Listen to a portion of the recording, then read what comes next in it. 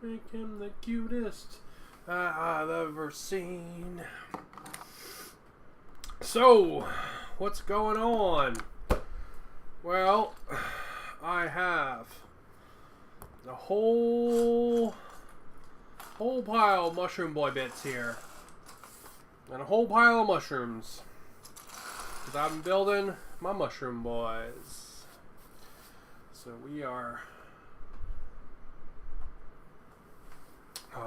it looks like, at least not today, the world's going to end in thermonuclear war. So I wanted to get building my Mushroom Boys because I was in the mood for them. So, let me show them off. Alright.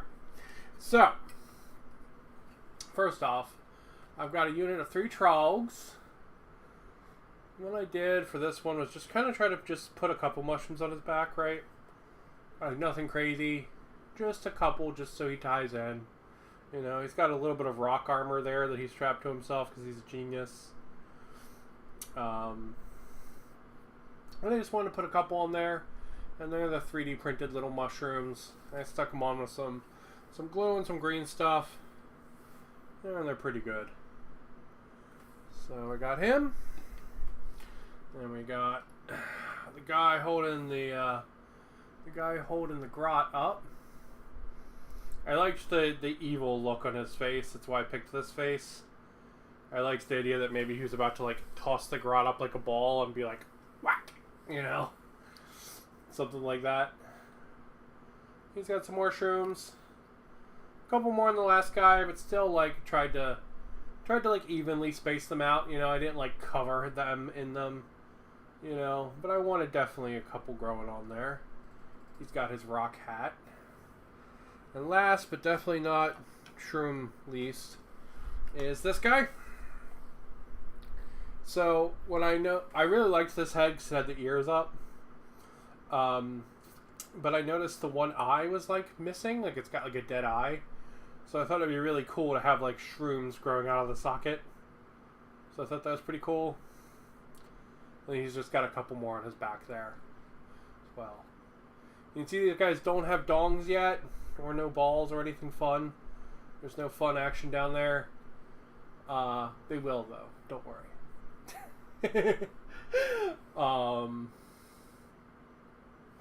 Yeah, I was putting the shrooms in them last night, and was like, all right, it's like 11:15. I gotta be up early for a meeting. We're gonna save the dongs and dong time for another day. And then last but not least, we got the biggest boy in town. We got Big Shroom King himself right there. Big Shroom King. This is the Dankhold Troggoth. I've customized him a decent bit. As you can see, I reposed this whole arm here. So I had to sculpt in the end of the elbow there because it just was lost in the cut. I reposed that, and then I made this weapon a one-handed weapon instead of being a two-handed weapon. I put him the cool little bug hanging down from it because I thought that was really cute. A really neat part of this guy. And then I did a little bit of customization to the like centipede down here. Centipedes are gross evil things, but lore-wise, these guys are really cool. These Dankhold Troggoths. They end up massing this like miniature army of just like insects and creepy crawlies and like bugs and shit that like live in the caves. Because when this guy's around, the bigger predators don't come around because he just eats them, right? So I liked the idea that this guy, you know, he wasn't squishing this bug to eat it or anything. Maybe this is his pet bug and he's like out taking it for a walk for bug walking action. So one of the things it is, I fixed the 2 mandibles that were broken on the front there. This one had like a big long piece. I cut it down and then put it into this one that was busted. And then I clipped off all the blood because there's a bunch of blood that's supposed to be like running through his fingers. I clipped that off too because I didn't like it. I liked the idea that maybe he's just carrying this bug around. It's going to be like, woof, have a centipede, you know? They actually have a rule that does that, so I thought it was pretty cool. Like maybe the centipede's some kind of weapon. But you can see he's got a couple little mushrooms there in the front. He's got some bigger ones. They go all over the back. Again, no dong yet, but there will be dong. Don't worry, there's always dong. And again, the elbow I fixed up. So that's the Mushroom Boys so far. I'm super happy with them. Originally, I was actually not interested in Trogs at all. I was like, oh, Trogs are so dumb. But then, to be honest, like, seeing all the options, like, look at all this. Right? Seeing all the options and being able to be like, I'm going to craft a Trog that I want, right? Like a character I want, really sold me on it. And then, especially when I found these little mushrooms over on my mini factory, I was like, alright, mushroom time, let's go. You know, we're going to make cool mushroom boys like this guy right here. That's what we're going to do, right? Like, that's what I was about. That's what got me into the Trogs and stuff. However, we got a whole bunch of squigs to go with this. Because in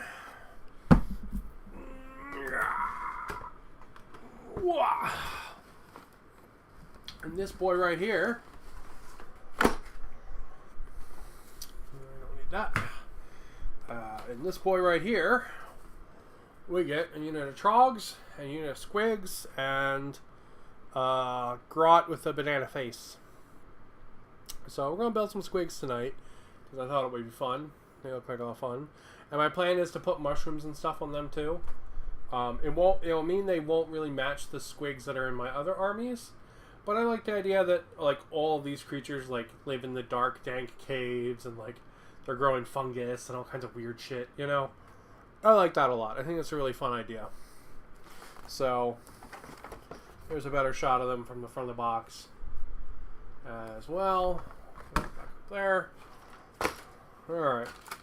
So, we get, that's the weird banana face. Banana face. We get 10 squigs in this box and 2 like handlers. Now there's a couple options for the handlers. So we get to build like an instrument guy, or we get to build a guy with like one of the sticks. So I think I'm going to pick the guy with like the mushroom like on the fishing pole, because I think that's really cute. And I think down here I'm going to build the guy with the bagpipe, because I think that's funnier than the guy with the cymbals. So we'll choose to build them first and go from there. Ba-bow. This glue is dead. I'm going to throw that away. I'm going to break out the free glue that we got from Imperium. This is my Imperium glue. Free is the wrong word, but the glue we got from Imperium. That's what this is. I think I'm like the only person in the world that actually likes the GW glue. That's actually because I like the applicator. It's got a metal applicator. Testers used to have a metal applicator. It used to be the main one I used, but it doesn't anymore. So, yeah. Now it's got this, like, plastic stupid tube thing, and I fucking hate it. The metal applicator's the best. Alright, let's see what we got. Gotta look through the beard. We need 59 and 58. Alright, can do. So yeah, it's the end of the week. My husband is downstairs playing World vs. World with his World vs. World guild in Guild Wars 2. And I don't know. I was like, let's build some fungus. Thought that sounded like fun. It was a nice end of the week. It's been a little bit of a weird week, to be honest.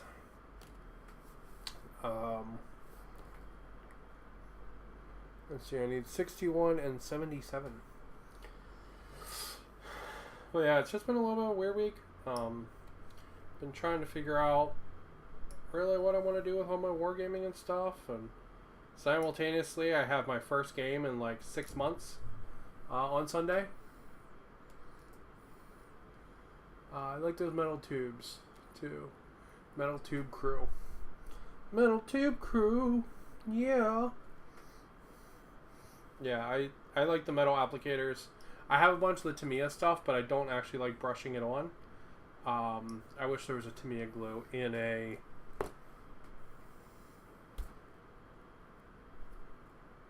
whatever the fuck you'd call this. Plastic squeeze 'em. I don't. My brain was like glue ball sack, but that's, while accurate, it's also incorrect. So you get what you get. Alright. 59, 58. Let's see what we got. But yeah, yeah, so it's kind of weird. Like, I'm trying to figure out, like, what I'm doing with stuff, but also, like, I'm gonna go get to play this weekend for the first time in, like, fucking forever. Which is gonna be really good. Even better, I'm gonna get to play Warcry, which is the best fucking game ever. Warcry is the best. I'm super excited for it. So it should be pretty good. A little bit of a nub on the bottom of that foot. Maybe we'll get rid of that so he stands a little bit firmer. I have to use the better nippers for that.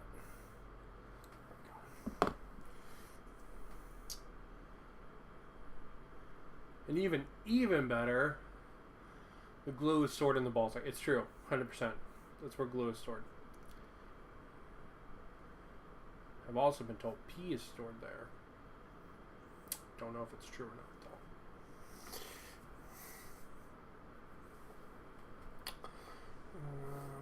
77. He's pretty cool. He's like blowing into the pipe. It's pretty cool. How the fuck does this go together?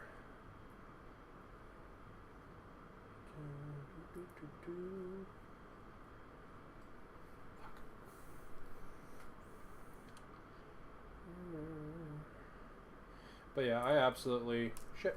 No. Why? Why would you forsake me so? Instructions.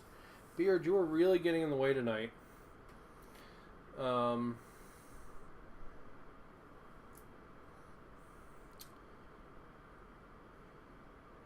Okay, instructions. How the fuck does this go?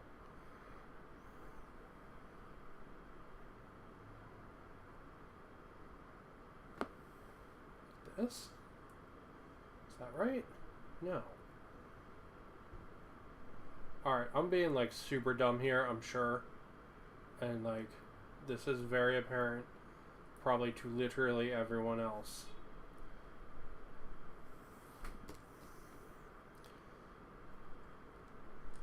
Okay, so how does this work? This goes like that, right?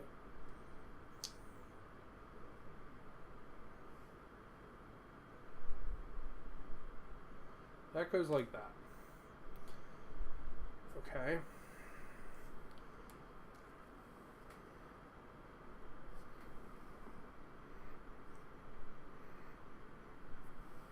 So this goes like that. Wow, I put it there and it just like fits magically now. Because of course it does. But yeah. God, what was I even saying? I don't even remember. Oh, right. Yeah, so it's gonna be really fun. I get to play like my first game in like fucking forever this weekend. I'm really looking forward to it. And I'm gonna get to play some Warcry, which is the best game. But yeah, it's been a weird kind of hobby time because I've just sort of been doing like what I want, and that feels weird. Like, I don't really have, like, that's why I picked up the Gits. Like, I don't really have any like big hobby plan for these Gits. Like, I'm gonna build a whole Gits army or whatever, right? Like, I don't really have that. I was just like, it would be fun to build these mushroom boys because I found this mushroom STL.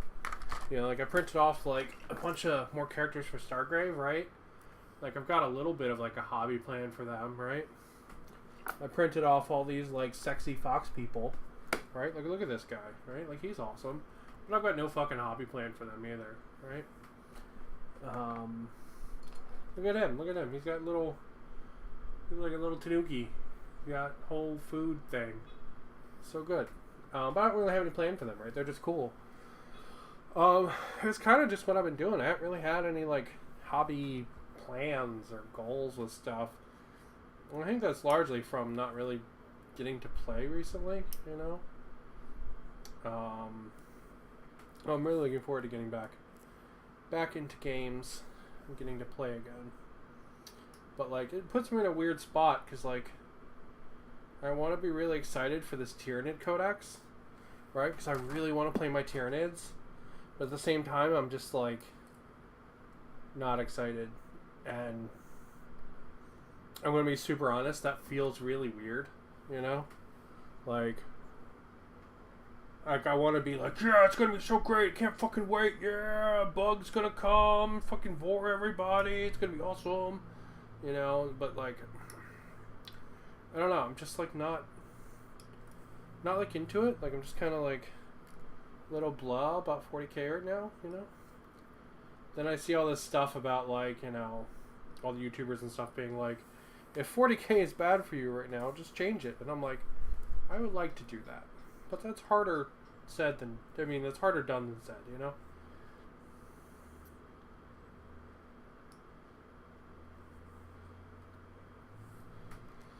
Okay, let's see. We also need 71 and 72.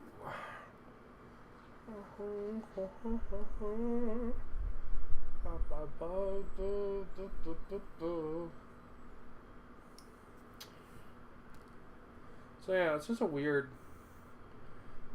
situation for... Where the hell is 71? Or did I already clip it off? No. Yeah, I did. I'm done. Okay. I need 71 and then 72. Where is 72? 72 is just like little mushrooms. Okay, that's fine. We can put little mushrooms on this guy.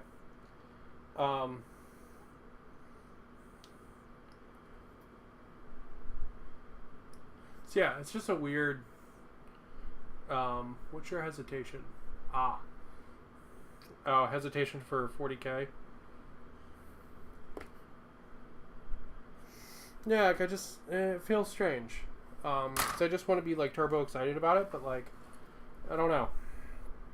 Ninth's kind of really let me down. And I'm still really not liking the really strong emphasis on, like, competitive stuff, and it feels really bad with all the Rules DLC. That's why I haven't played the new Kill Team. Even though I have 2 of the boxes from it, just because there's such awesome deals. I haven't played the game because I'm not interested in the game because I don't like how the roles are being sold. It's kind of the same way I feel with 40k right now. But at the same time, I want to be like, Tyranids are cool, let's go, you know? It feels weird. And I wish it didn't. Like, I wish I could just be, like, a lot more, like, simplistic there and just be like, you know, 4 bugs are cool, you know, like, and do something like that, but I just can't. Like, it's not how my brain works. So, it makes it really hard, hobby-wise.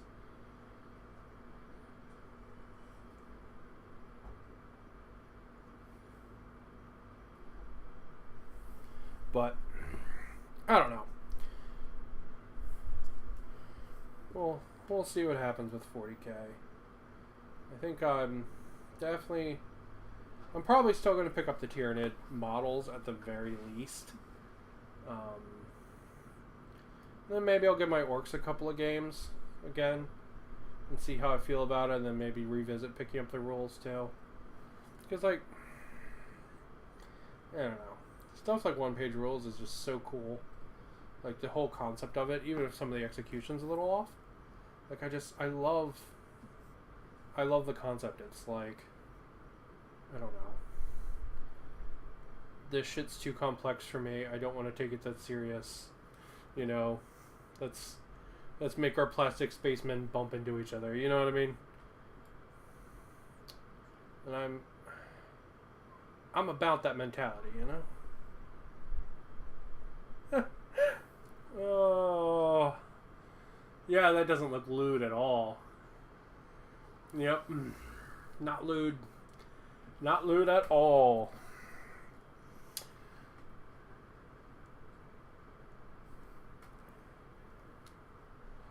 So yeah, I don't know. I was thinking about picking up the Ghost box with the the not Sisters of Battle, the Daughters of Cain with it. But I just dislike those Daughters of Cain models so much that I think that's going to be a pass for me, even though I really like the new Ghost guy. I think he's really neat. I think his rules are really fun, but I really don't like the gladiatrix, and the fucking guys on horses are just so fucking horrible. Trolls, orc versus orc, 100%. Yes, totally. I am 100% down for that. And I am coming back to gaming, getting games in now that COVID's chilling the fuck out. Well, they fit in like perfect, these little shrimps do. So I'll be back to do that. So if you would like to, hell yeah.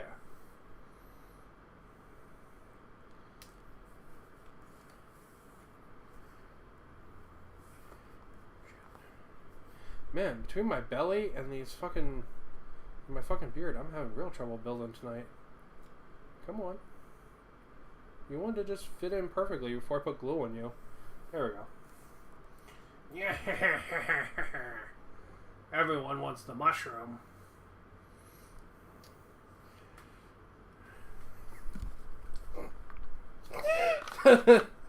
Sometimes the shit I say is just super stupid.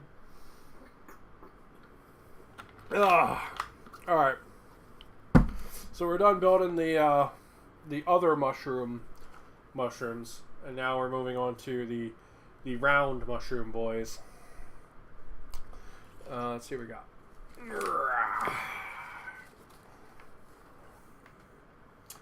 So let's see. We can build a bunch of different faces. It's like 10 different faces. And then 10 different bodies. All of which are different. There's no... Like, there's reused pieces, but like each one of these bodies is different. That's really cool, actually. I mean, they're different because they're combinations of, yes, shroom time. Everybody wants a mushroom. They're different because they're combinations of legs and bodies, but, like, that's pretty rad. There's going to be so much variation in just 10 models. Alright, so let's cut them out, and we'll put them in little clumps on each picture, and that way they'll be easier to work on. So let's see, this one is 3, 2, and 1. And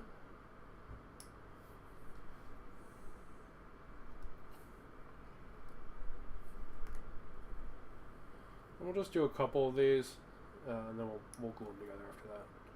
We'll do like 3 or 4. So otherwise, if I put them all here and then bump it, I'm fucked. So I don't want to do that. There's 2. Oh wait, no. What leg was this? This was 12. Okay.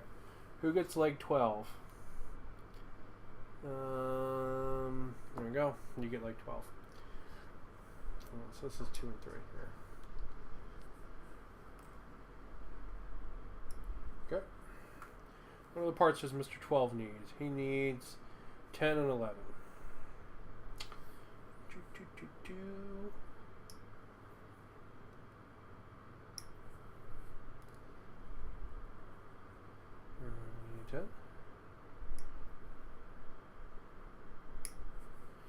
But yeah,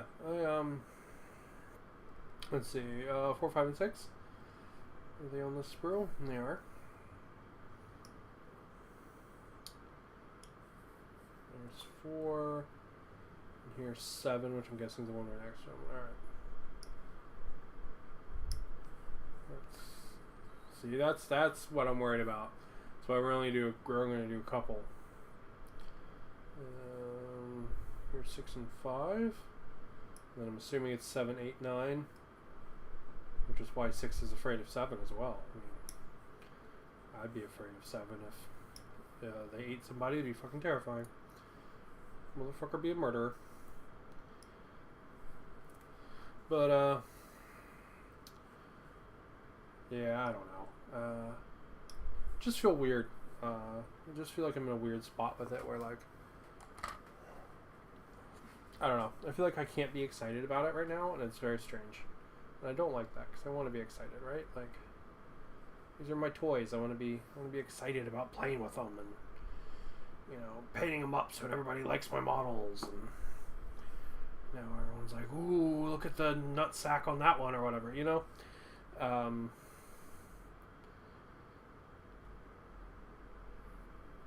know, but so just in a weird spot. I think I'm definitely, well, my birthday's coming, so I think I'm going to ask for the Tyranid releases for my birthday. So good. I will say though, I don't like the new Tyranid dice. It's not a. I mean, the purple's really nice, but the symbol on them is kind of weird. I wish it was just the single symbol, but I think that's the one they use for the GSC. There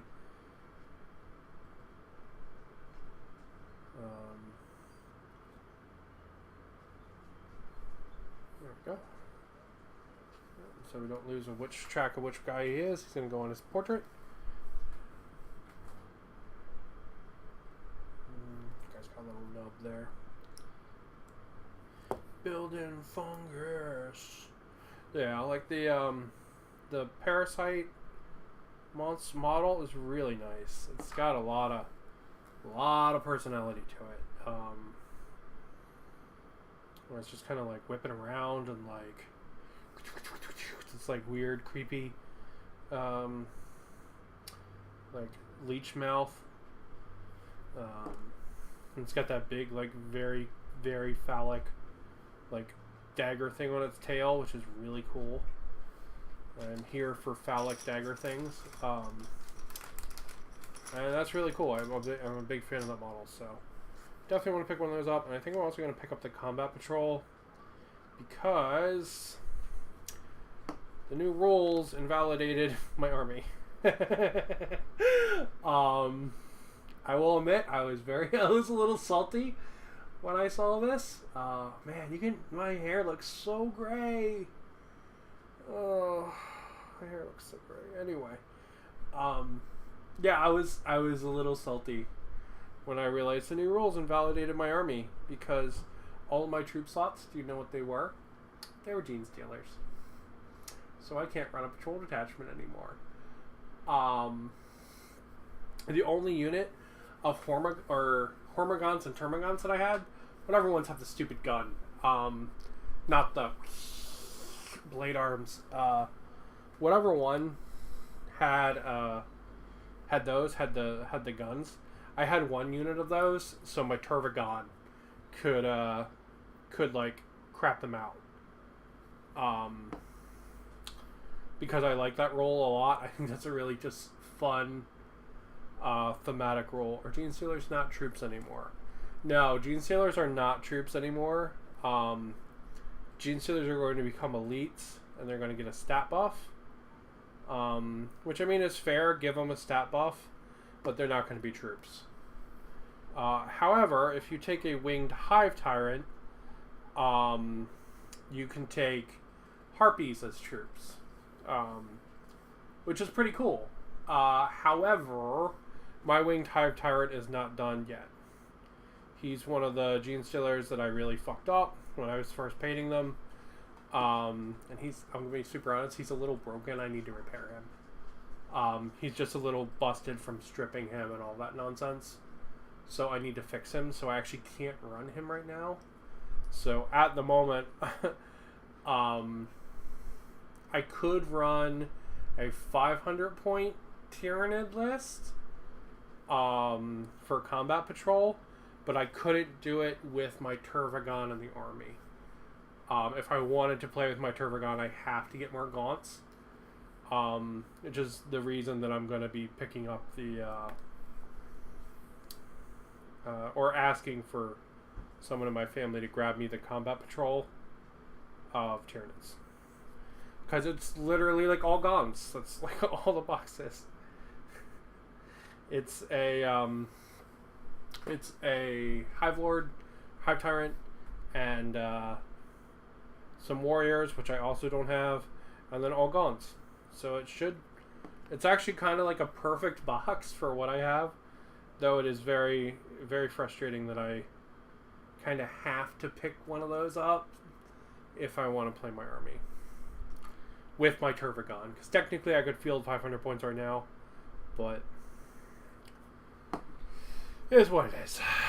So I'm going to be picking one of those up. I think it's cool. It's a good box anyway, to be honest. Even if it isn't answering my broken army woes. It's a cool box. Just because having lots of bodies is really neat and a really like Tyrannid-y thing. I'll be super honest. I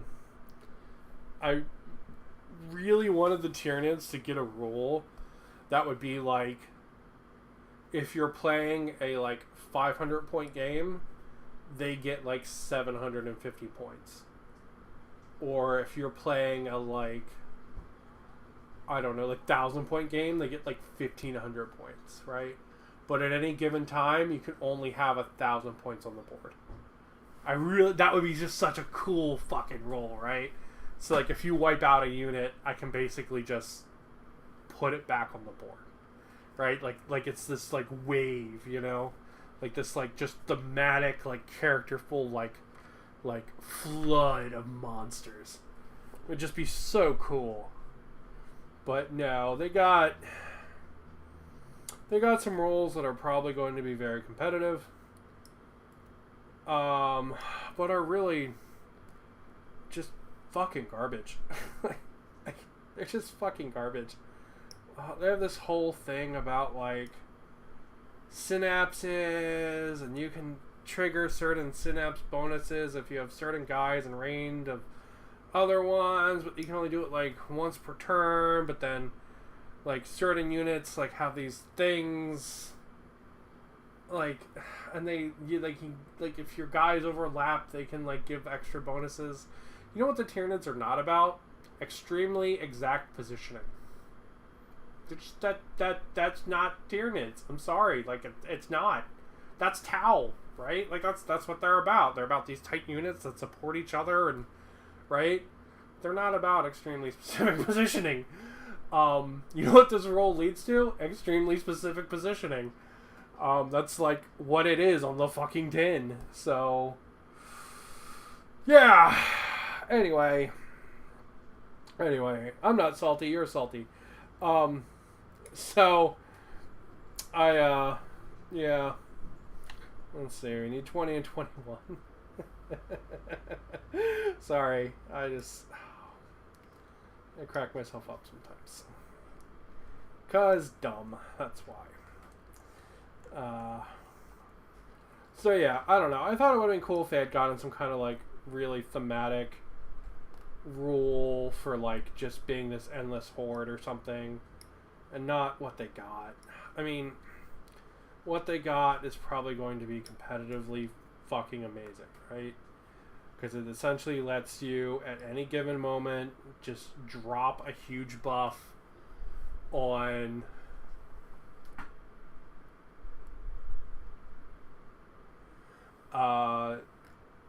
unless you drop a huge buff on whatever unit you want, basically whenever you want, which is really cool.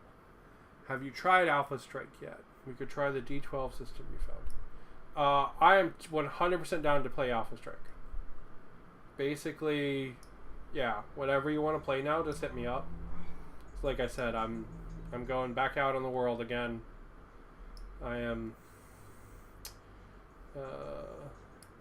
heading back out into the world. The D12 system is interesting. That was Ash.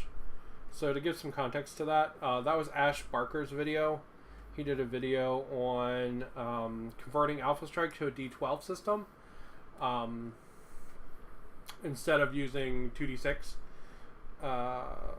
and why he does that. And the system is interesting, right? But like,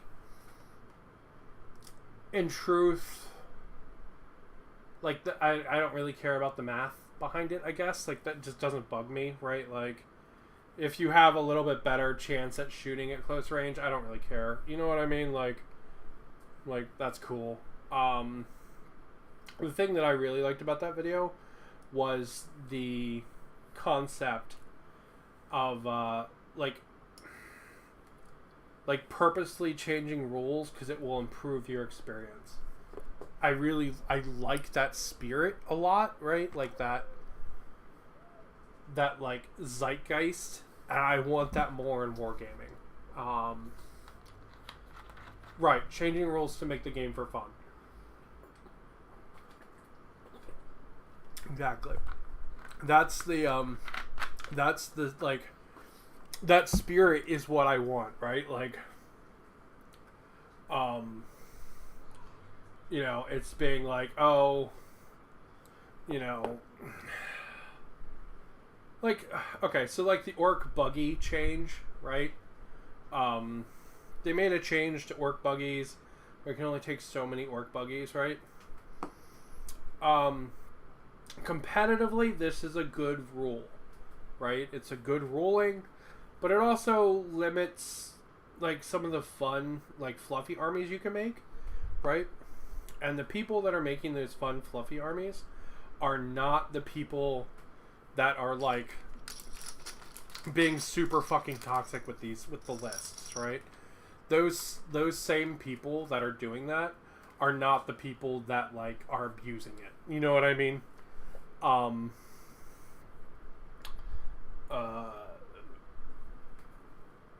So like, sometimes those rules are like super detrimental to other groups, right?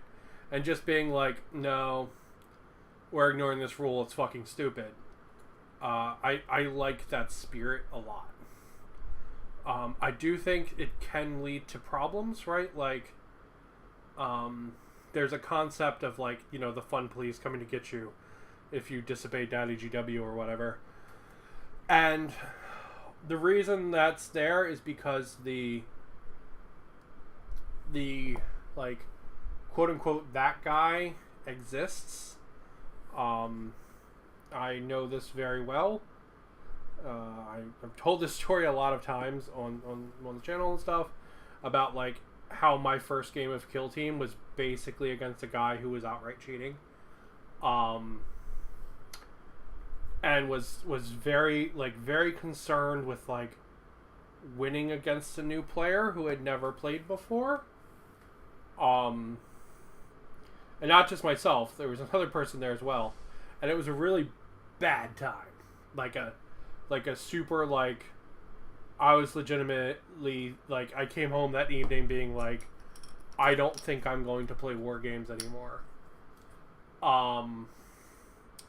You know, and I literally went out the next day to a tournament for Kill Team just because I wanted to like try again, right? To see if everyone was like this guy. And I had an amazing time. I had just a phenomenal, wonderful, great time. I made some awesome friends. And it was awesome, right? Like, but like, you know, there is this fear that if you start changing stuff, what's going to happen is that just everyone's going to abuse everything, right? The whole game is just going to become that guy where he's like, well, I don't like the rule that my Leviathan, Dreadnought, Terminator, Crux, something, Primaris, Lieutenant he doesn't have 4,000 shots from his gun. You know, it's a bolter. It's like the best gun in the universe, and Zig Heil. You know, you know, there's a fear that that guy will make changes, right? So like, I understand why in pickup games and stuff, like being like very true to the rules and stuff is real. But in my opinion, like that kind of like competitive pickup game is also not where wargaming shines, right? It's playing with your friends, doing silly things, because at the end of the day, you're pushing plastic soldiers around the table, you know. You know, it's doing dumb shit. It's doing like narrative games. It's doing campaigns. It's all that kind of stuff, right? Like that's what's interesting to me. So when you're in that atmosphere, making changes and getting rid of things that you and your team don't enjoy, or you and your friends don't enjoy. Team's a weird word to use there. Friends is a better word. Making those changes makes a lot of sense, right? Like it does. You know, like one of the things that drives me bonkers about 40K is the lack of alternating activations, right? And I would just love to be like, okay, we're gonna play 40K, but we're gonna use alternating activations, or incorporate something like the Legion movement system, because it's the best movement system in the industry, just flat out. Like nothing compares to it. It just is the best. Like it's quick, it's easy, like it's precise enough, right? Like, you know, it's not like getting down on the ground and using a laser pointer, you know, see if your good guy can see through the other guy's crotch to, you know, bounce a bullet off a wall to hit the other guy's like the tip of his gun or something. You know what I mean? Like, but like I don't know. I'm not a fan of it being that serious anyway. So a quicker, simpler movement system is more appealing to me, right? It is something I'm going to look at and go, this is the best. You know what I mean? And I think that's a cool idea, right? And I do think that stuff like one-page rules and a lot of these like small skirmish games, I think Stargrave really lends itself to this, which is why I wrote Stargrave event generators and stuff that are up on my website. I think Stargrave really lends itself to that. You know, I think one-page rules does as well. And I like that air and I like that personality. You know, that's part of the reason why I'm kind of iffy on 40K right now. Is because it doesn't have that for me. You know? And I'm wondering if, like, I just need to find people like the awesome Matt who's in chat. I made a rhyme. Go me. But like the awesome Matt in chat to you know, do that with, right? And to have that experience with. So yeah. That was a long rant. I apologize. I apologize. So yeah. Oh. Anyway, my meds have been messed up. I'm basically on a double dose today, so that's a thing. So I apologize if I'm more stupid and rambly than normal. I will blame brain chemistry.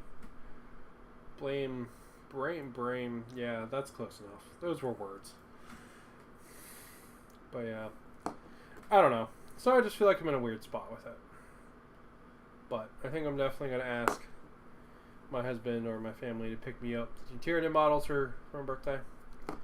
Because I'd like to have a legal Tyranid army. And just the idea of having like a shit ton of gaunts to run out the table and just be this like flood is really cool. I'm a big fan of that. Plus, then I can have like a shit ton of Ripper Swarms. And Ripper Swarms are cool, man. Ripper Swarms are cool, okay? Wow, this... Okay, so... I was totally wrong about these squigs. They're actually 20 unique models.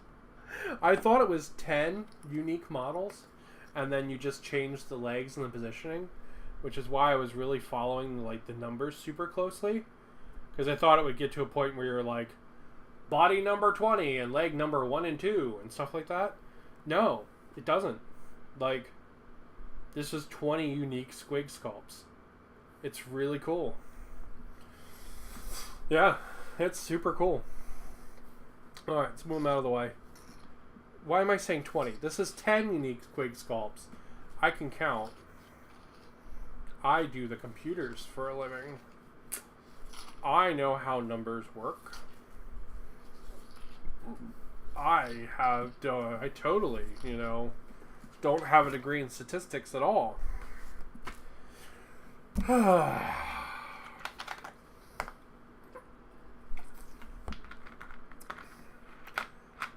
don't, actually.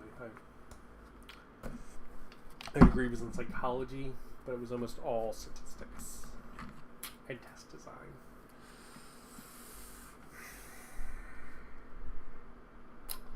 Alright, let's see.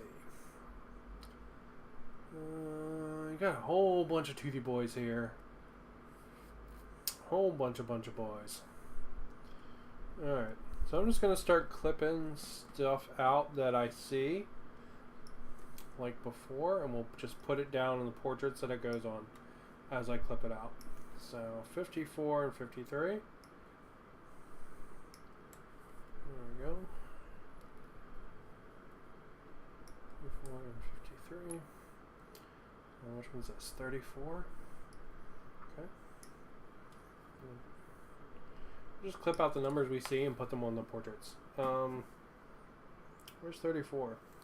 Okay, there's 34 right there. It's not under my belly for everybody. Let's see, it's also 35 and 36.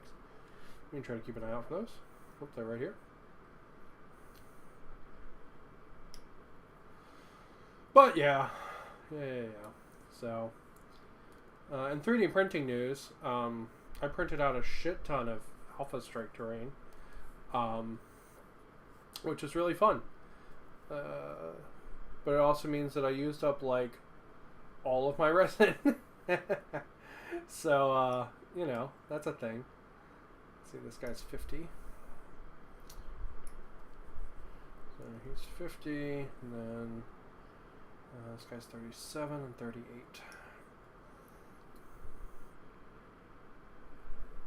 So yeah, so I used up all of my resin. So I'm currently waiting on more resin. But once I get more, I'm actually going to print myself out a really big Tyranid.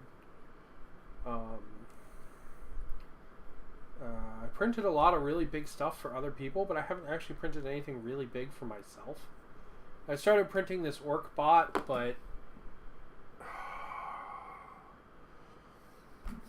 I wasted like an entire bottle of resin on that thing trying to get it right, and it was a real pain in the tail. So I haven't given up on it, but let's just say it's on the back burner right now. And it was really cool. It was supposed to be like a Mega Dread, but like every time I printed it out, it either had errors or it just didn't print well at the like size I was printing it at, or like some features worked well at the bigger sizes and then others didn't, and then I picked up another one from the same line and they weren't actually sized the same, and I was just like, motherfucker, like, give me a break here, man. So that project's on hold on the back burner. I will definitely get back to making a giant orc bot at some point. Because making orc bots is like my favorite thing. But that's on hold right now. So I'm going to print myself out a big Tyranid. I'm going to do one of the barbed here jewels, which I found a really nice third-party model for. Even better, it was free. 55, 56.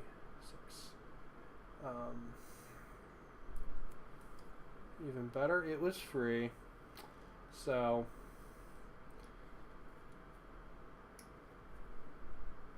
yeah, so I'm going to print myself out one of those. See ya, dude. Have a good one. I'm just going to keep building squigs and babbling. Have a good one, my man. Alright. Oh, this guy needs part number 41. Okay. But yeah, so I'm going to print myself out a big Tyranid, and probably some more Alpha Strike terrain, to be honest. Hello! How's it going? I am just rambling and building some squig boys.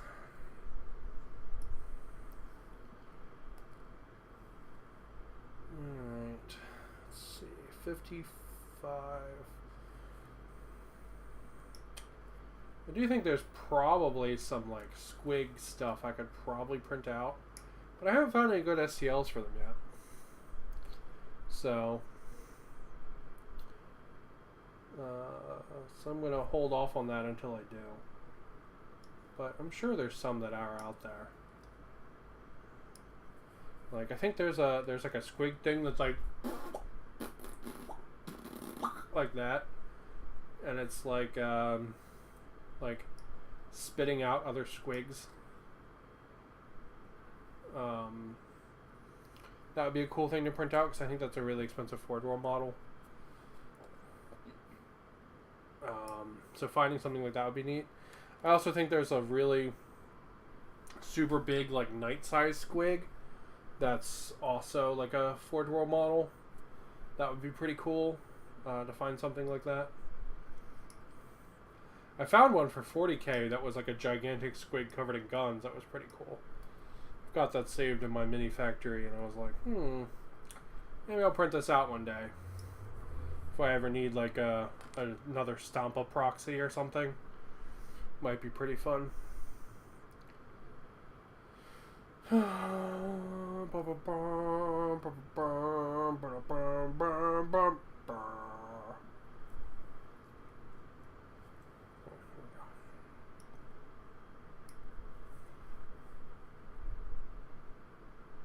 Painting up my buddy's D&D model for him. What model are you painting? Anything cool, like a tabaxi, or is that what they're called? The cat people? I think they're called tabaxis. Or like one of those Cthulhu guys that like sucks your brain out, maybe? They're cool too.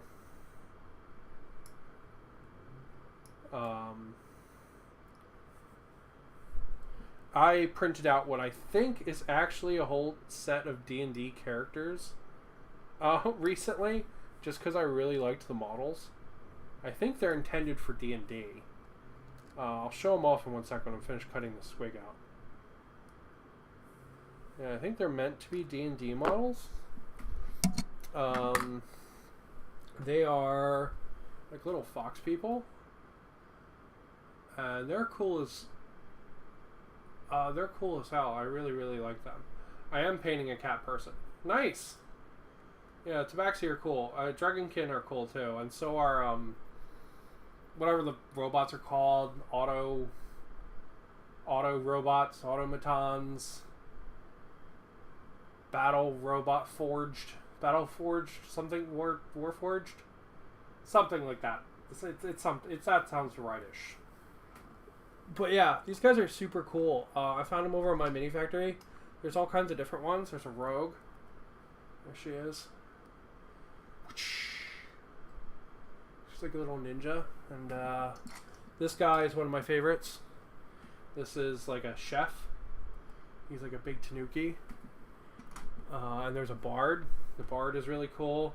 He's this big, like, fat singing fox. Right? Warforged. That's it. I was close. right? And there's a warrior. Come on, focus on the warrior. He's got a big shield. Yeah, I thought these things were super cool. There's like a hunter. There's a rogue with a bow who's over there too. There's like a cleric who's like a sexy cleric. You can see her like underwear. Come on, focus on the sexy cleric. Sexy cleric. Yeah, it's really cool. You can like see her underwear, and then she's got like an alternate like naked version, which is super cool. I have no idea what I'm gonna ever use that for, but it's cool as shit. And then she can also have like a big like 9 tails. I don't know why I did that as the 9 tails thing, because it would be like that, I guess. I don't know. She can have like a big like kitsune tail thing too, which is really cool. And then they all have different like weapon options. So like the little hunter can have like a bow instead of a rifle. The big samurai guy can have like a monk stick, like kind of nunchuck, but like a stick, like nunchuck sticks. You can have that. They're cool models. They're really, really cool. I was super happy when I found them. So I was like, man, I'm gonna print these out because they fucking rad. Shit. All right. So let's dry fit some of these.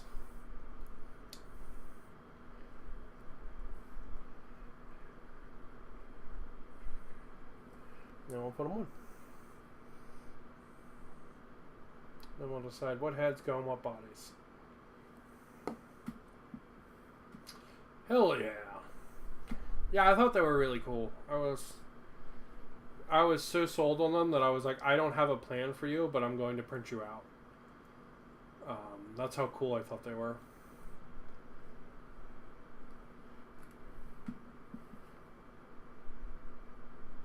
Because usually, I was talking about this earlier, I usually only do stuff that I have like a plan for, like it's got to be part of like a bigger army or something, you know?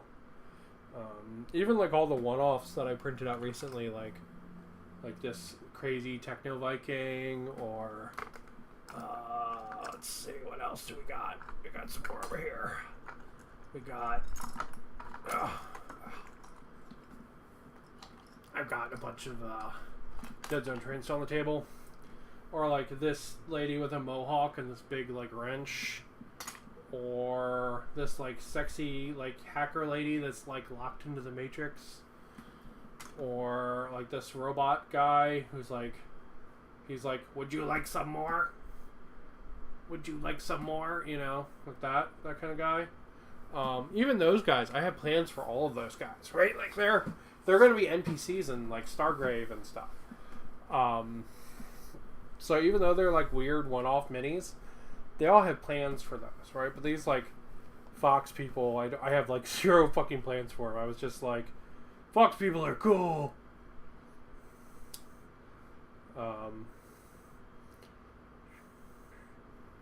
got a little bit of a nub there still. That's why we always dry fit. That's why we always dry fit.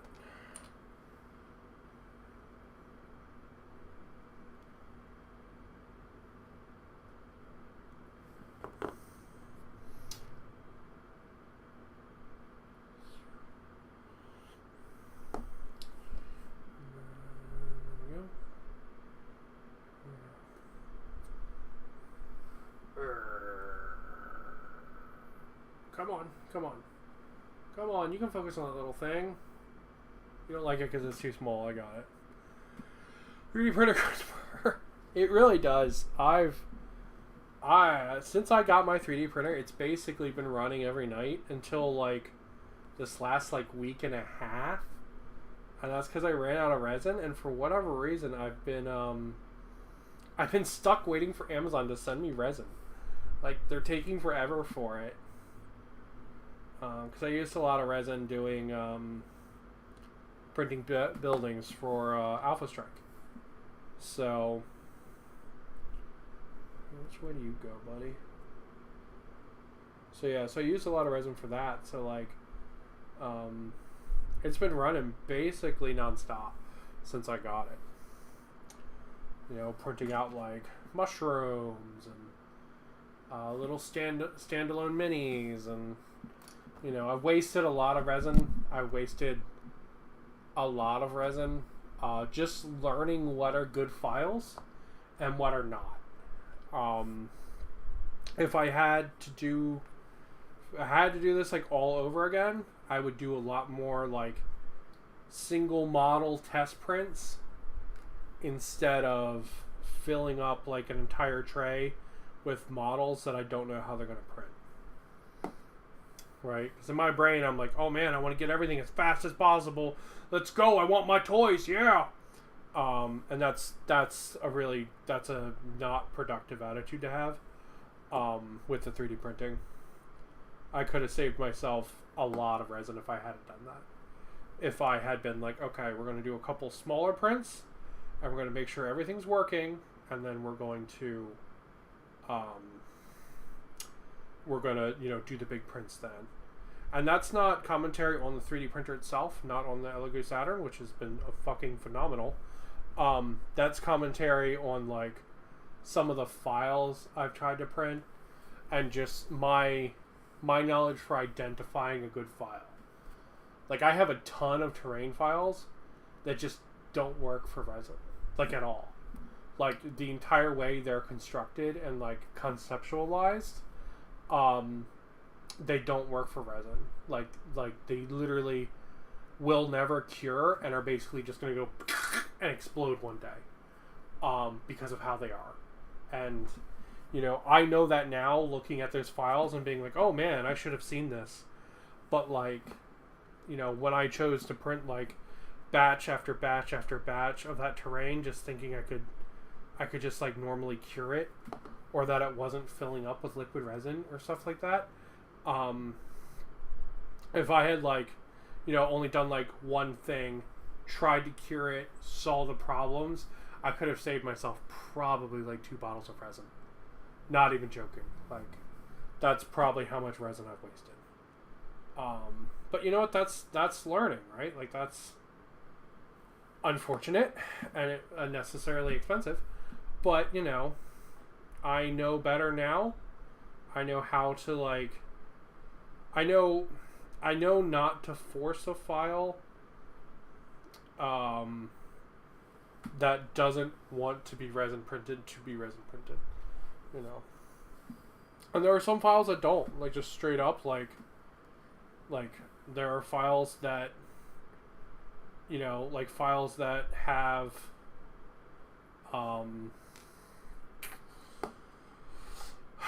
files that are, like, very, that are, like, super dense, or, like, hollowable, but even if you leave, like, ways for it to cure, it'll never actually cure. So you basically just have a ticking time bomb where you wait for your file to one day explode, as it cures and deforms. And I have just tons of, especially terrain. I've had a lot of trouble 3D printing terrain in resin. So I could have saved myself a lot of headache and a lot of resin that way. I'm not gonna lie. But we're learning. We take our losses and we take our wins, and we try to learn from everything we do. It's all we can do. And just kind of a weird one. Numb on that tooth. That's gonna fucking trigger me if I don't snip it off. Thank you.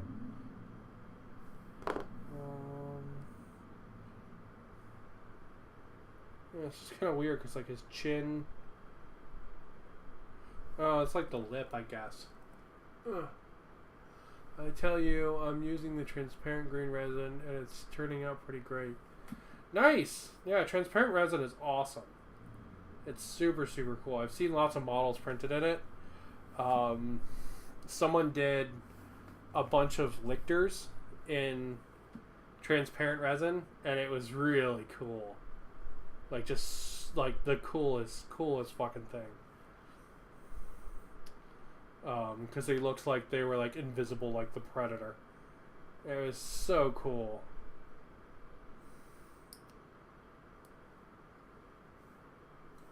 I have not tried printing any transparent resin yet. I've been using plant-based resin, which is pretty good. I really like the water washable resin, though it is definitely a little weaker. I found it to be weaker overall and produce a slightly weaker model. I feel like it's just so much less hassle doing cleanup and stuff on it that it kind of offsets and it makes it nice. I'm really glad you've been doing the 3D printing though. Doing the like clear resin. What have you tried printing in clear resin? Just curious.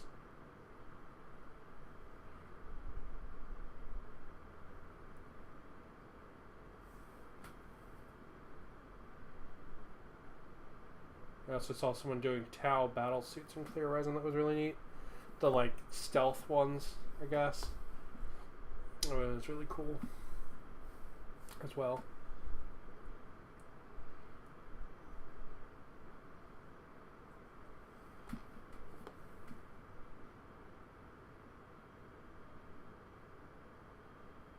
Oh yeah, just a surprise little fun time gets force. Fun time gets force.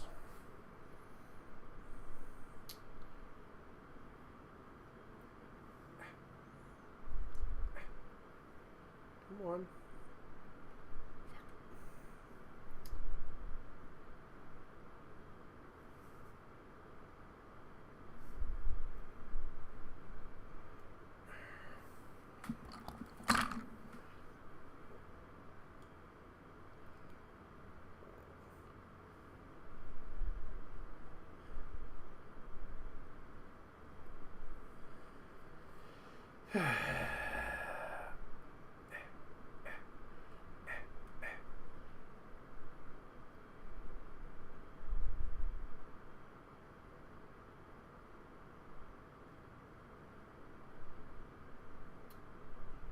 Come on.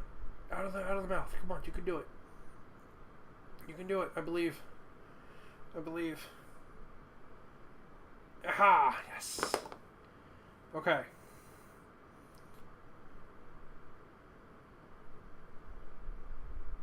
Ugh. Man, putting the teeth in this one is like really, really, really obnoxious. Why is it obnoxious? Is there a nub or something? No.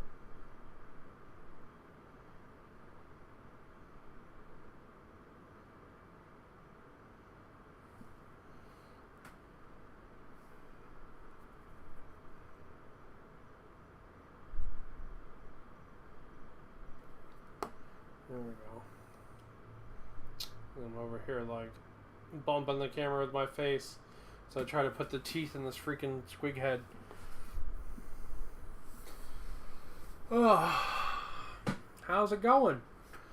It's pretty good. Pretty good. A long day at work today. Did some extra time because I took off some extra time to hang out with my husband earlier in the week. So I had to make up that time at work today. A bunch of D&D models, and then printed a first bust that turned out great, but I forgot to support for his hand, so that's the only thing messed up on it. Nice! Yeah, printing busts is cool. I printed one for a friend. She wanted this like Nordic lady assassin bust. She was like buff. I don't know. And it was neat to print, right? It actually came with all the supports, which was very nice. So I didn't have to worry about doing any of that, thankfully. Because I'm not very good at it. I'll be fully transparent. But it was neat. It was a cool model to print, and she really enjoyed having it. So that's the most important thing. So I printed that out for her. It was from Loot Studios, I believe. Loot Studios. Hello.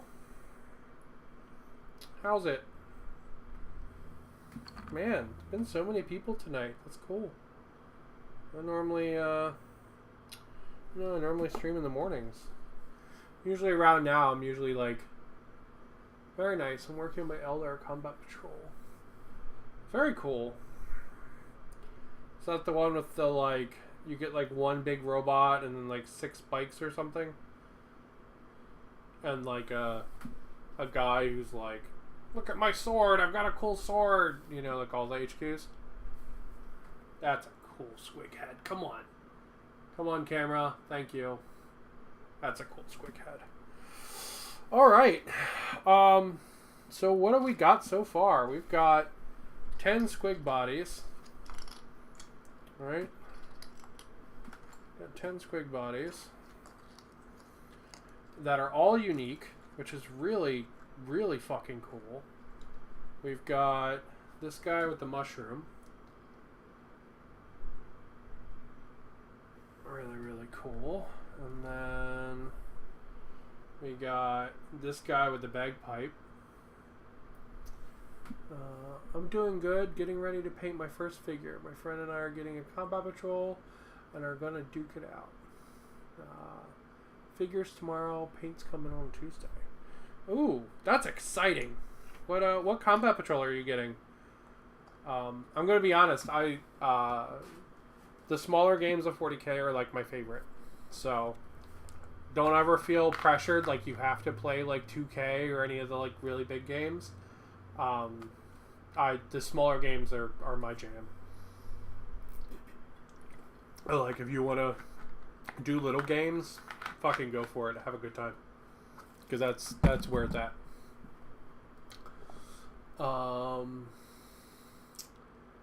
My friend did Chaos Marines. I did Dark Angels. Nice. Yeah, I don't have the Dark Angels one. That one comes with like a big. What does this mean, Josh? One of the Space Marine robots. He's got like a big plasma gun arm. What the fuck are those called? It's not a Terminator. It's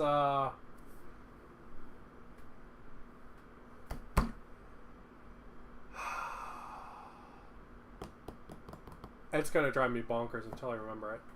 But yeah, I think that box comes with one of those, and then like maybe like a truck or something, and a couple of guys. 1 Primaris Captain, 3 Interceptors, 1 Redemptor Dreadnought. Dreadnought, that's the word I was looking for. Dreadnought! 5 Primaris Intercessors, 2 Dark Angel Primaris Upgrade Spurs, 1 Dark Angel Transfer Sheet. The Dreadnought is the one I was thinking of, and just could not remember. Yeah, Dreadnought. Dreadnought is the word I was thinking of. I feel the need to say it that way after seeing this stupid Space Crusade commercial way too many times. Not actually on TV, but like on the other YouTube videos. 1K games are the best. 1K games are fun. I like 1,000 point games too, because you do get more hiccups. So both of you are playing CSM. You're not wrong. You're not wrong. The 1K games are a lot of fun. I like the 500 point ones better because I feel like they go a little faster, but 1,000 points you have a lot more, like, you do have like a bigger force with like more stuff to move, so you can get more of like, you know, hold the objectives and stuff like that, and not just like have everything dead by turn 3. So that is a really nice thing about 1,001 games. Combat veterans, those come in with the paints. Very nice. That's really cool. Your friend's CSM Combat Patrol is a awesome box, made of awesome and fun and greatness. I love that Combat Patrol. It's probably actually my favorite Combat Patrol out of all of the ones I've built. It's the it is the CSM half of a box called Shadow Spear, and they're just all really, really cool models. Been watching him painting it. It's really awesome. It is. It's a cool box. I like it a lot. The big like spider tank you get's really cool, and you get a guy that's like got this big stick up, and he's like holding this fire. He's like, "Oh, fire's cool."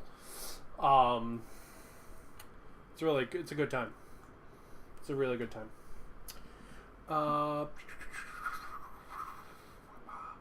Grab a Become a Veterans box. I've been watching you paint it. It's really awesome. So what is your main game?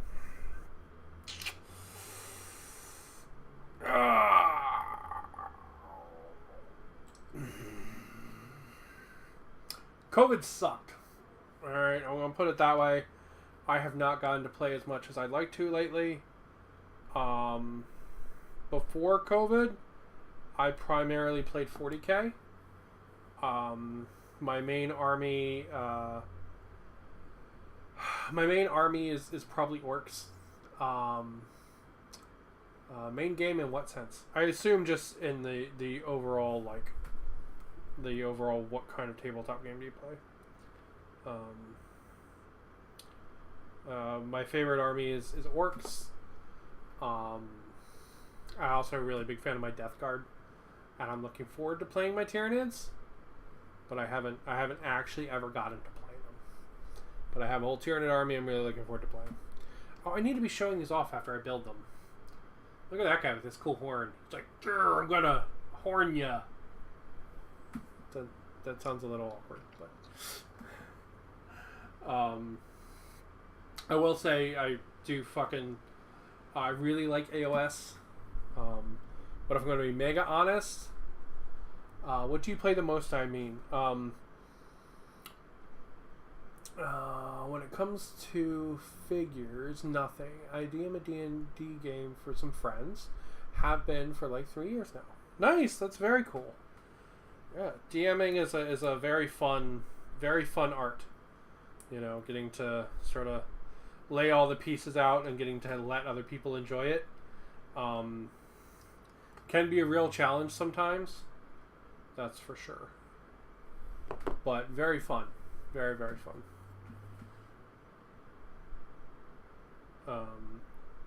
I will say on the channel, the game I play the most is Necromunda. Followed by Warcry, and then Stargrave. Those are really great games for single player, for playing by yourself. All of them actually have rules to do it, and they're really fun, thematic, small scale games that I can play on the channel. I did get my first game of AOS in with the SPG and Blood Knights are gross. Now I'm getting figures and attempting to be artistic with them. I'm nervous but excited. I love the vampires and the Blood Knights. I think they're really cool. There is some like kind of spammy stuff you can do for sure. But I love the thematicness of that army. It's really neat. Super, super neat. Being artistic for the first time is a real challenge. As you work it, you're going to feel like you've messed it up. You're going to feel like you've ruined your toys and wasted money and all that stuff. That's a perfectly normal feeling when you are starting to paint. It's one of the things that kept me out of modeling for many years. Tabletop games in the sense that had one-player rules. Yeah. There's a lot of games that have single-player rules. It's one of the things I do on the channel a lot. I play a lot of those. Stargrave has single-player rules that are really nice. Warcry has really nice single-player rules, and there's also single-player rules for Necromunda. But to be honest, you don't really need them for Necromunda. Um, it's very easy to like to just play Necromunda against yourself, if that makes sense. Just with the whole like a lot of like the random variation in the game, it just works very well to play against yourself. But yeah, feeling nervous about painting for your first time, it's a real thing, right? Like that's perfectly normal feeling. And you know, it can definitely get you down. But at the same time, like when you realize that like that minute when you get to see something that's in your head come to life, right? Like in your hand, right? And just be like, man, I've always wanted a space marine to, I don't know, look like this pink guy, right? When that happens, like it is such an awesome feeling to be like, holy shit, I brought this artistic thing to life, right? Like I do lots of like design work and stuff for what I do for a living, and like it never fails to not hit me like that, right? Like let me grab something else that's almost done. Okay, here we go. Right, like minus the dog hair. You know, like when I see this knight, when I see this Warhound Titan here, I'm like, man, this feels great, right? I'm like, my vision came out. Is it like perfect, amazing, gonna win a golden demon? No, but I am super in love with it, and it feels awesome.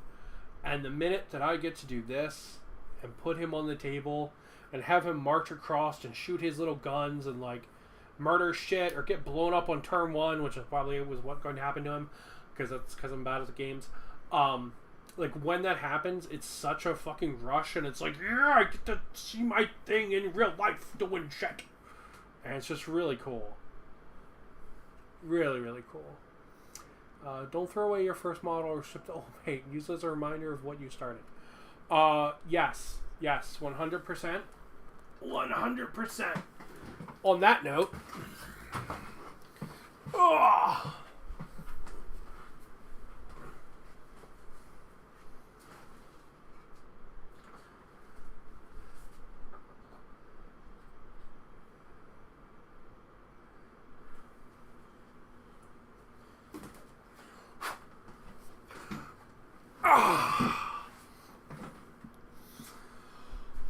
on that note, let me introduce you to my first model. This is a Plague Marine. This is the first Plague Marine that I painted. He is magnetized. He is fully magnetized because I magnetized literally everything in the beginning, which I love magnets, but I would not recommend magnetizing everything. But he is fully magnetized, right? There he is, all painted up. Right? And I keep him in these colors, although I do, like, he accumulates a lot of dust because he sits on top of a shelf. But I keep him in these colors to remind me of how far my paintings come, you know? If I look at him and I think just like I spent like probably like 5 hours on this model, right? like not even kidding. If I look at him and then I pull out something like this Space Marine, right? This is one of the CSM with the like new upgrade sprue, right? I did this guy in probably like 20-30 minutes. You know what I mean? And he is infinitely better than that first Space Marine I did. You know, he's customized. His painting's less thick. The color scheme makes more sense. Like, he's just a way better looking model, right? But like having this guy gives me that sense, right? Even if we look at like another model that's black, right? You can see it here, right? This is the other one versus this guy. Like, he just looks infinitely better as a model. But, you know, having that sense of perspective is super important. And just being able to come back and look at it. But one of the things to really watch out for when you start painting is lots of times models have a really ugly phase. And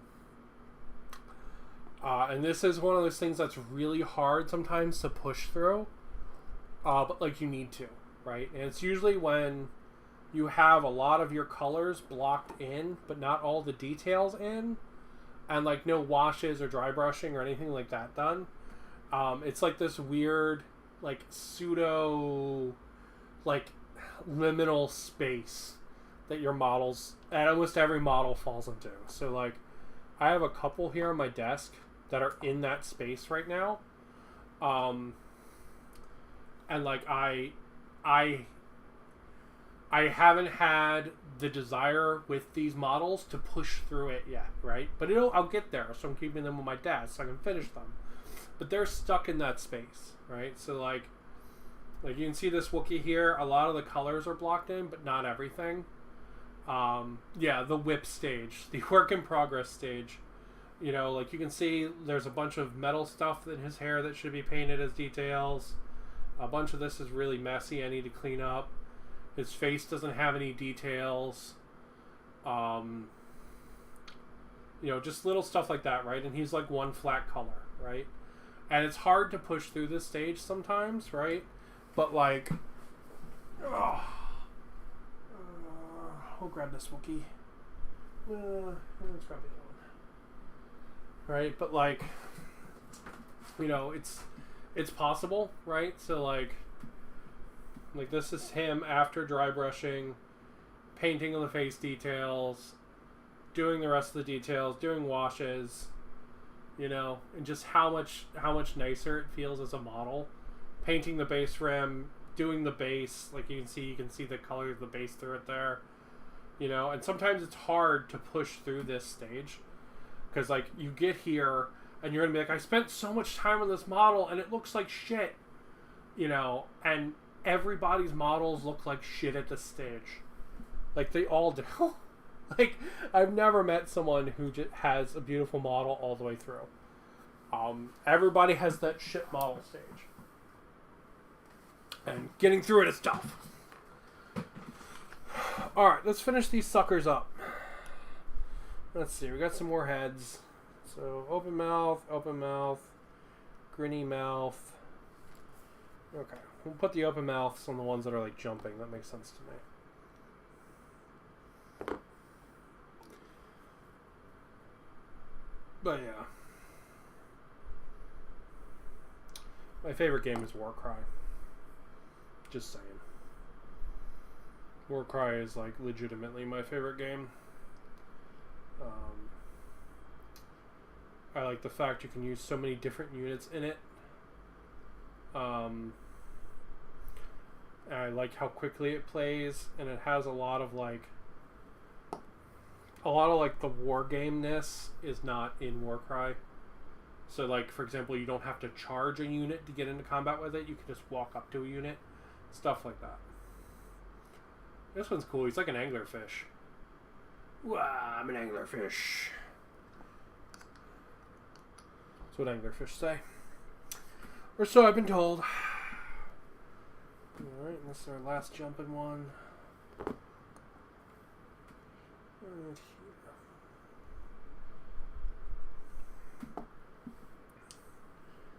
After I put these guys together, I will probably call it. Go see what my husband's up to. I imagine his World versus World raid has finished already.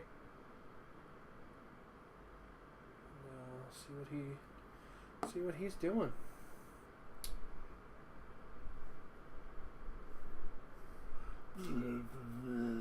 Says this one with his tongue hanging out. We'll have to try it out sometime. Yeah, Warcry is great. There are so many models you can use for it. Like if you look at when Warcry first started, like it only looks like, I don't know, like maybe there's like 5 or 10 models aside, and then they put out these like books like faction books, and they added like double and triple that for every faction, unless you're Nurgle. If you're Nurgle, it still sucks to play Warcry. If you're Nurgle humans, I'm sorry. If you're Nurgle humans, it still sucks to play Warcry. If you're Nurgle demons, it's okay. There's a bunch of options. But like, if you're Nurgle humans, it sucks.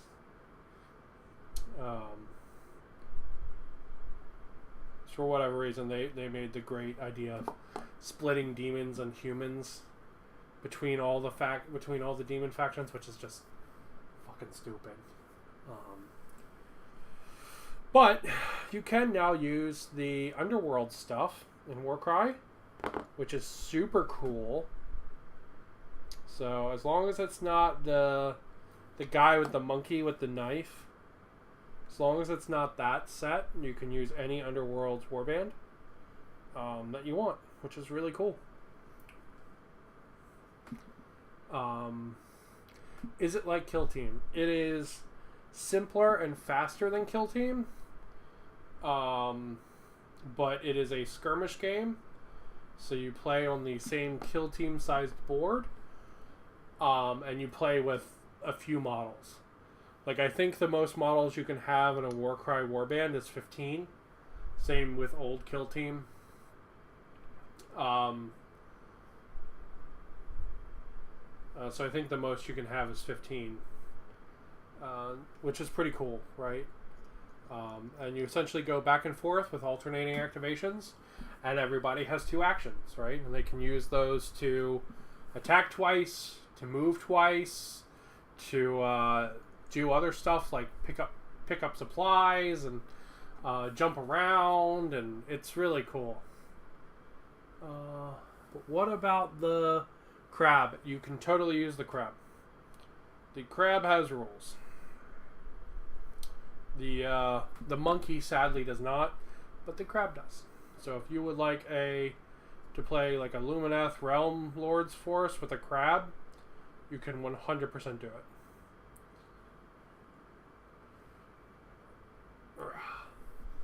Because the neat thing about the Underworld's warbands is that, like, if you're taking a Destruction warband, you can basically just slot them in. Like any of the Destruction ones, you can essentially just slot them in, right? So, like, if you wanted to play a Beast of Chaos one, you could take, like, a Doom Bull and then, like, the Underworld's warband, and that would be your whole team. Not a Doom Bull, I'm sorry. The thing smaller than a Doom Bull, Bull Angry, the thing smaller than a Doom Bull. Minotaur of some kind. Cow of unknown naming. That one's really cool. I like that guy a lot. He's really cool. Let's see. This guy here who's like... got that big underbite going on. Guy's jumping with his tongue hanging out. Seems pretty good. Let's throw a little glue here. Fill that gap a little bit better. There we go. Alright. There's that one there with the super big teeth. We got anglerfish. I think legitimately the anglerfish might actually be my favorite. I think that might actually be my favorite squig. I like him a lot. We got this one here. It's just giant toothy maul. Pretty cool. And we got another little squat guy with another really big underbite. Come on. Come on, camera. There we go. And this is another squat guy with another big underbite. We got this guy here who's going to horn ya. He's got another big gap. Let's fill it with a little bit of glue.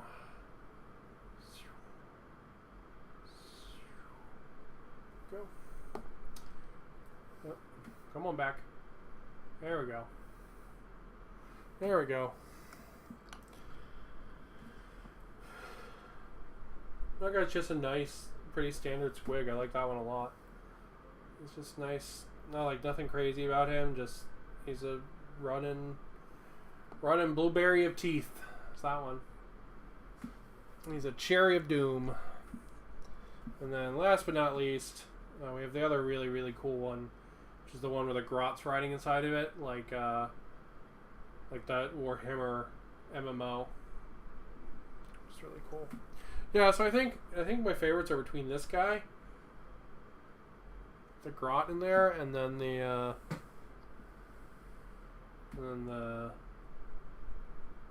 anglerfish. I think is really cool too. He's really neat. I think they're probably my favorites. But definitely cool stuff. A really, really nice just set of units. The other thing you get in this is the guy with the banana face, but we will save building him for another day. So I'm going to call it there because I've been talking for an hour and a half about bollocks. Literally, the entire beginning of the stream was about sculpting balls on trogs. So, you know, it happens, right? It happens. What is this? Some kind of like horse skull? A cow skull? I don't know. I don't know what that goes to. But yeah. So, and then we got all the big mushroom boys. In there with all their 3D printed shrooms. We showed them off earlier, but just showing them off again because they're great. There we go. And this guy as well. With all his 3D printed shrooms. And then last but not least, we got old Mushroom Eye, who is probably my favorite of the trogs. This guy's really cool though. He's really cool. Alright, well, we're going to go ahead and we're going to call it there. Thank you guys for watching.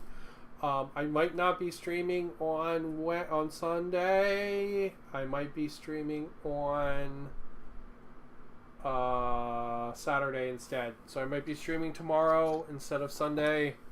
And maybe we'll build this thing. Maybe we'll build this thing tomorrow. The Mangler Squig. Maybe we'll build him. That sounds like fun. Yeah, so maybe we'll do that tomorrow. Because I probably won't be streaming Sunday because I'm going out to play for the first time in fucking forever. Go play me some Warcry. But thank you for watching. I hope you enjoyed listening to me ramble about how I want people to love playing the games they're playing, even if that means changing them. Changing the games, not the people. And Warcry's great. And that's about it for me. So, yeah, have a good one and keep on keeping on.